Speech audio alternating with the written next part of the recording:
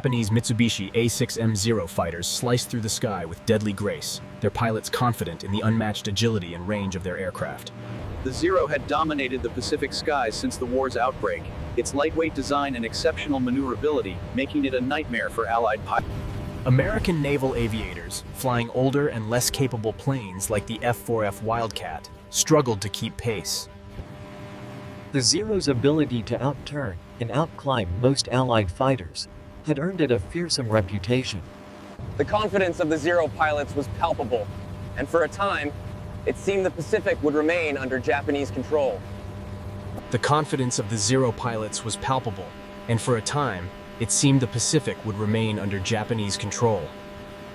But behind the scenes, American engineers and designers were hard at work on a new fighter, one that would change the balance of power in the skies forever.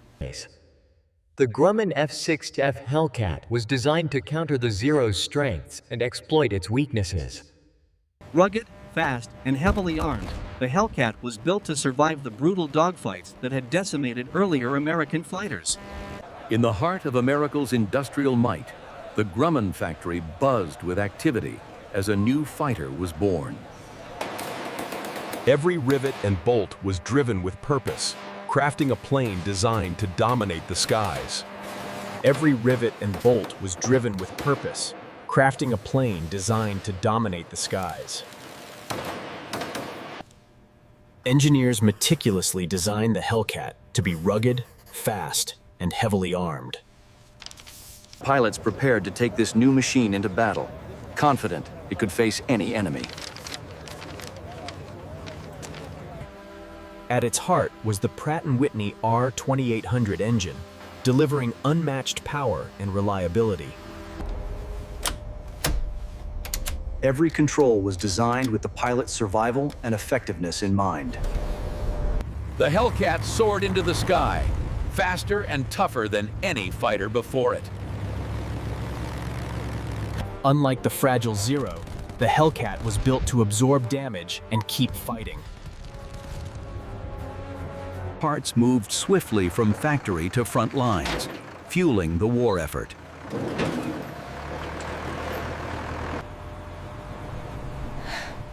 Behind every plane was the hope and determination of countless Americans.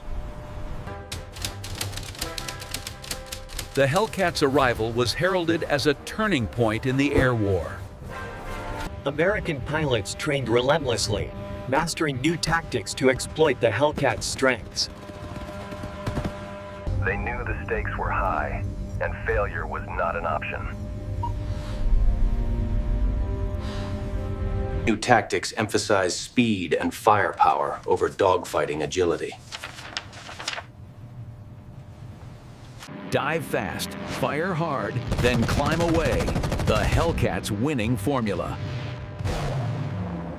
どうせアメシカの開きだな Japanese pilots initially scoffed at the Hellcat, underestimating its power.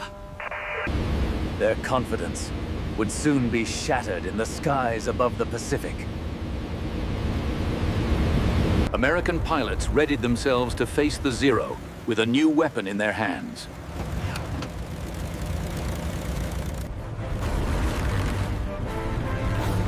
The Hellcat was about to prove itself in the crucible of war.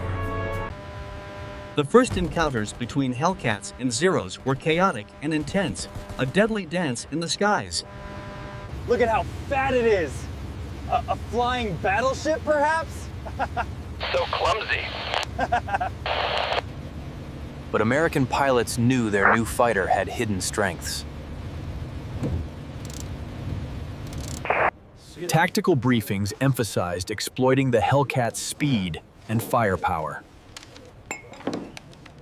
The Hellcat began to prove itself, scoring its first kills against the feared Zero.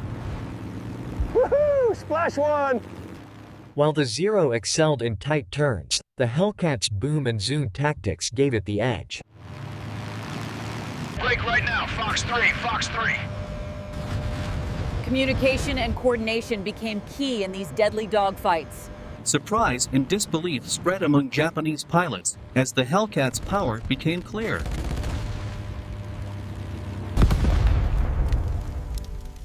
The cost of underestimating the Hellcat was deadly. American pilots fought with renewed confidence, knowing their machine could survive.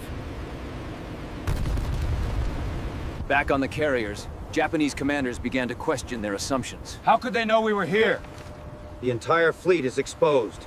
Hellcat squadrons refined their tactics, flying with precision and discipline.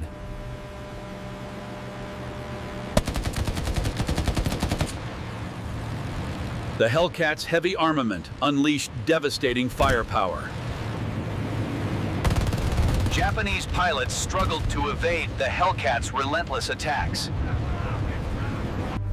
Built to survive, the Hellcat's armor and self-sealing tanks protected pilots from fatal damage. We're taking heavy fire. Need backup on Sector Baker immediately. Teamwork and communication were vital in overwhelming enemy formations. The myth of zero invincibility was shattered in these early battles. Boom and zoom tactics allowed Hellcat pilots to strike hard and escape.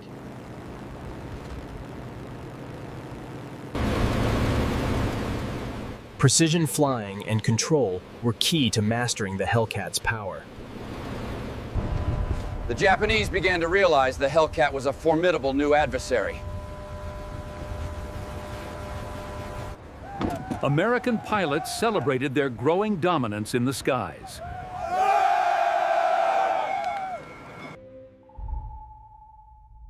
Control of the Pacific skies was beginning to shift in favor of the Allies.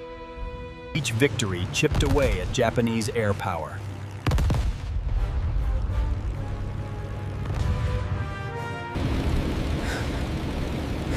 The pilots knew the fight was far from over, but hope was growing. The stage was set for a decisive clash that would change the course of the war. June 19, 1944.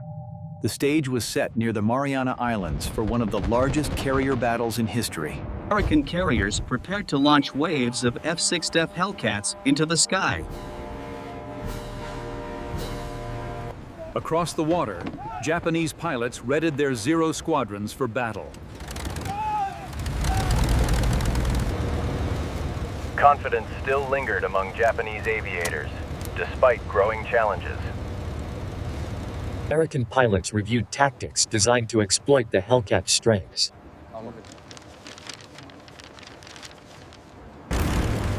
One after another, Hellcats took to the skies, ready to engage the enemy. Japanese fighters surged forward, eager to defend their fleet. The two forces collided in a deadly aerial ballet. American pilots stayed alert, knowing the stakes were higher than ever.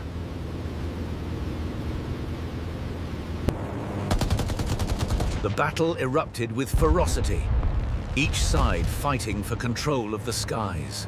Hellcats used their speed and firepower to strike hard and escape.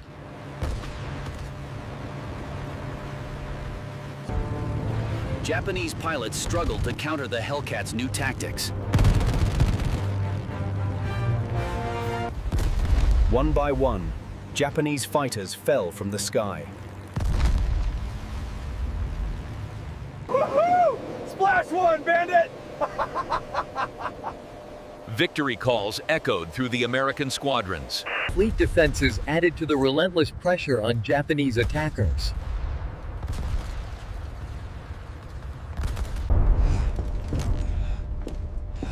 The Japanese command realized the battle was slipping away. American pilots maintained discipline, ready for the next wave.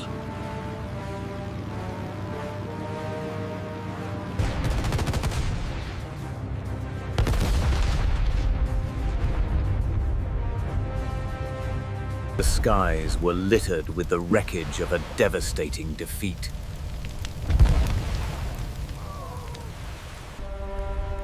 The Battle of the Philippine Sea marked a turning point, signaling the decline of Japanese air power.